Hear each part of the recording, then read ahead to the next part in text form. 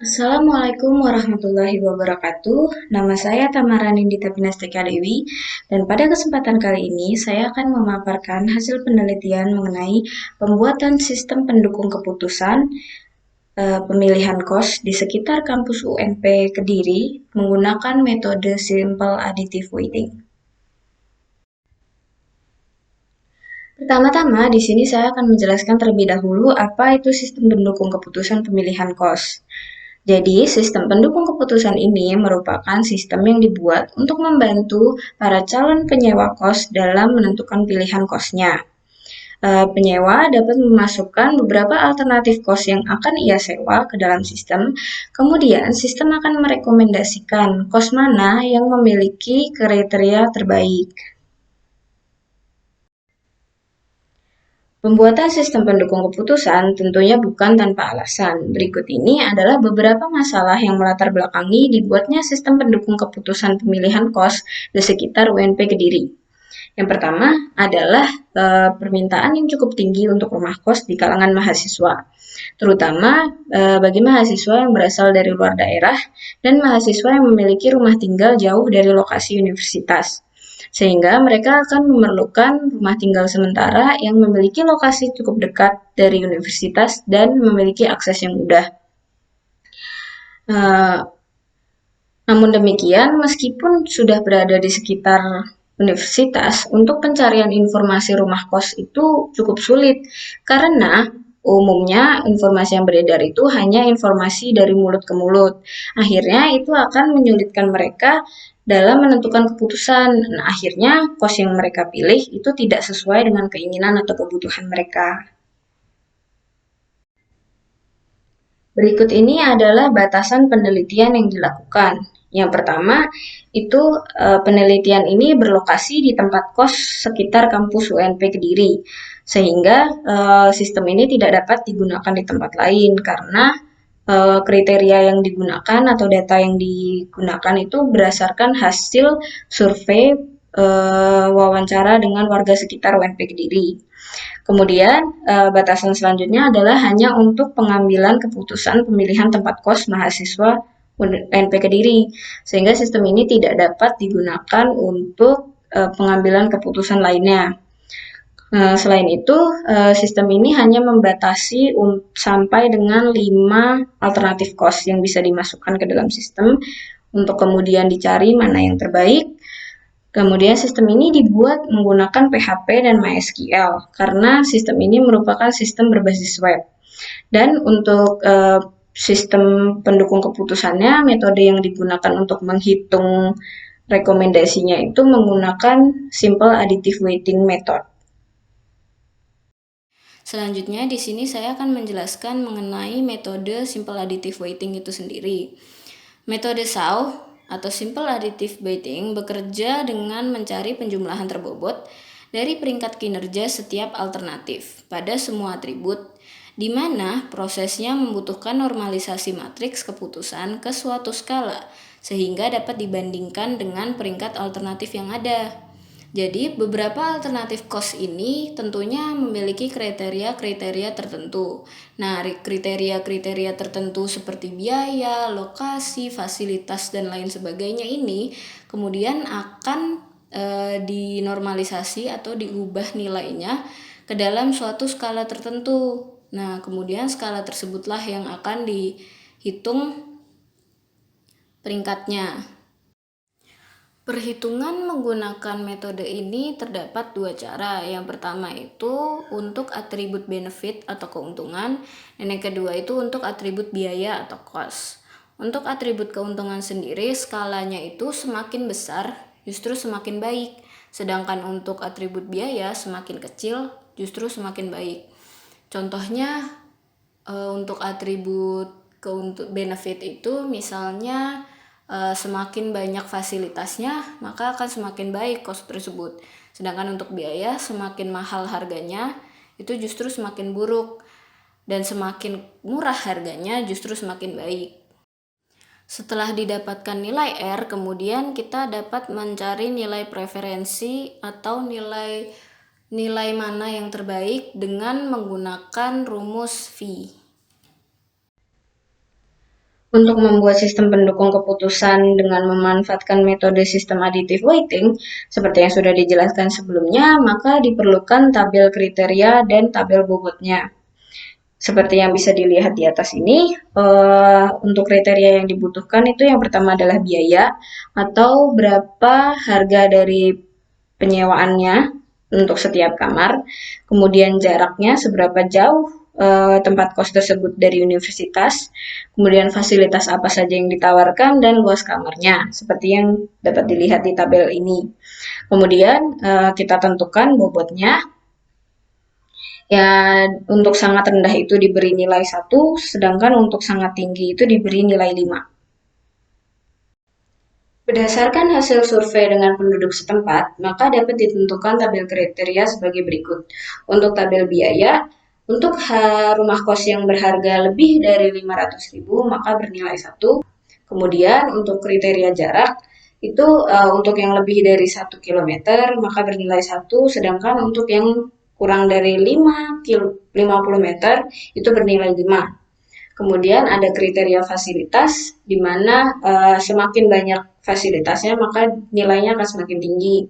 Kemudian untuk kriteria luas kamar itu semakin besar luas kamarnya maka nilainya semakin tinggi.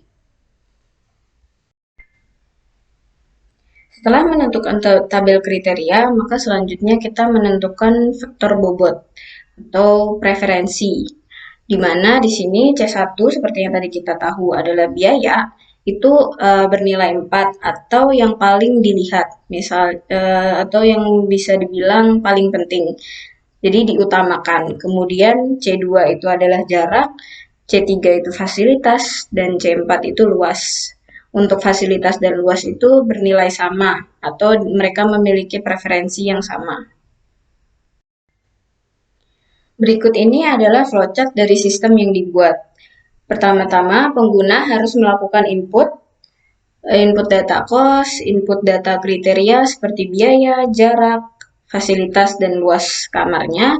Kemudian data preferensi yang mereka inginkan. Apakah mereka menginginkan mementingkan biayanya, apakah jaraknya, fasilitasnya, atau luasnya.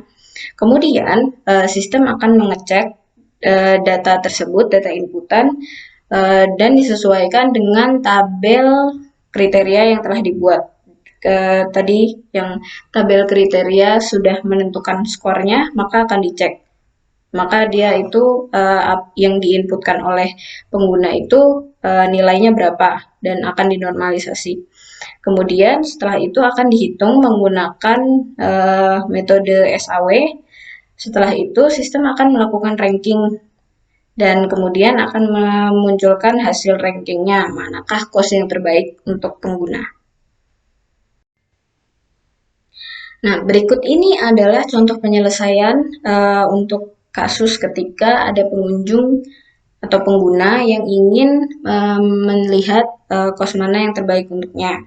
Di sini, di tabel yang di atas ini dapat terlihat bahwa kita akan mencoba menginputkan 3 buah alternatif kos dan 1 buah pengunjung. Kemudian di sini dapat terlihat bahwa untuk kos pertama atau alternatif pertama itu nilai biayanya memiliki skor 5. Nilai skor ini ditentukan dari tabel kriteria yang sebelumnya telah dibuat.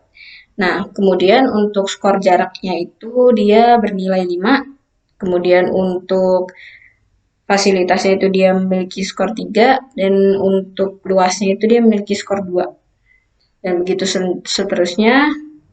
Setelah dibuat tabel ini, maka dapat dibuat matriks keputusannya. Dengan isi tabel tadi dibuat menjadi sebuah matriks. Namun di sini untuk pengunjung itu dipisahkan karena dia bukan merupakan kos dan dia memiliki nilai yang berbeda. Nah, untuk tabel bobot preferensinya sendiri ini menggunakan seperti yang sebelumnya, yaitu 4322. Setelah mengetahui matriks keputusan, maka sekarang kita akan melakukan normalisasi matriks, seperti yang terlihat dari rumus-rumus di sini. Seperti yang kita tahu tadi bahwa C1 dan C2 atau biaya dan jarak itu merupakan atribut cost, di mana nilainya semakin kecil justru semakin baik. Sedangkan untuk fasilitas dan luas, yaitu C3 dan C4, itu merupakan atribut benefit, di mana semakin besar nilainya maka semakin baik. Nah, seperti yang terlihat di rumus-rumus berikut ini, untuk F1 dan F12 itu merupakan atribut cost yang tadi biaya dan jarak. Maka dari itu rumus yang digunakan adalah rumus mencari nilai minimum. Hal yang sama juga terjadi untuk F21, F22, dan F31 dan F32. Begitu juga untuk matriks pengunjung, di mana untuk matriks pengunjung itu F11 dan F12-nya merupakan atribut cost. Sedangkan untuk F13 dan F14 itu merupakan atribut benefit, yaitu fasilitas dan luas atau C3 dan C4. Sehingga nilai yang semakin besar nilainya justru semakin baik. Maka di sini rumus yang digunakan adalah nilai X-nya per nilai maksimumnya. Seperti yang bisa dilihat. Itu untuk F13 dan F14 sama juga yang terjadi dengan F22 dan F23 dan F24, kemudian F33 dan F34. Sama juga dengan pada matriks pengunjung, di mana itu hal yang sama terjadi untuk F13 dan F14. Nah, setelah dilakukan normalisasi matriks, maka hasil normalisasinya itu kita ubah menjadi matriks kembali. Seperti yang dapat dilihat di sini dan di sana itu untuk matriks pengunjungnya. Untuk baris pertama itu merepresentasikan cos 1, alternatif cos 1, baris kedua itu merepresentasikan alternatif cos 2, dan baris ketiga itu untuk merepresentasikan alternatif cos ketiga. Sedangkan yang di sebelah sana itu merepresentasikan matriks pengunjung. Setelah itu, di sini kita akan mencari nilai V-nya. Nilai V-nya ini dapat dicari dengan mengalihkan bobot preferensi yang sebelumnya sudah dibahas, yaitu di mana di sini bobot preferensinya itu ditentukan nilainya 4, 3, 2, 2. Kemudian nilai bobot preferensi ini dikalikan dengan setiap baris dari matriksnya. Maka didapatkan nilai seperti dalam kotak berikut ini. Langkah selanjutnya kita akan melihat manakah kos yang paling baik dengan melihat selisih antara hasil fee setiap kos dan hasil fee dari pengunjung. Maka dilakukan pengurangan untuk melihat selisihnya, dan nilai kos yang nilainya paling mendekati hasil fee dari pengunjung adalah nilai kos yang terbaik. Dengan demikian dapat dilihat bahwa alternatif kos 1 adalah alternatif yang terpilih sebagai alternatif yang paling sesuai dengan kriteria, karena nilai dari fee-nya itu paling mendekati dengan fee pengunjung. Dari hasil penelitian yang telah dilakukan, maka dapat disimpulkan bahwa sistem pendukung keputusan pemilihan kos di sekitar kampus UNP Kediri dengan menggunakan metode simple additive weighting telah dibuat. Selanjutnya, untuk menguji kegunaan sistem ini, maka perlu dilakukan survei berupa pemberian kuesioner pada orang-orang yang telah menguji kegunaan sistem ini untuk melihat seberapa dibutuhkannya sistem ini dan untuk melihat seberapa akuratkah rekomendasi yang diberikan oleh sistem ini.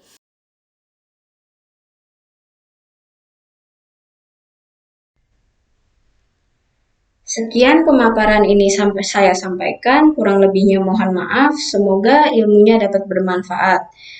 Wassalamualaikum warahmatullahi wabarakatuh.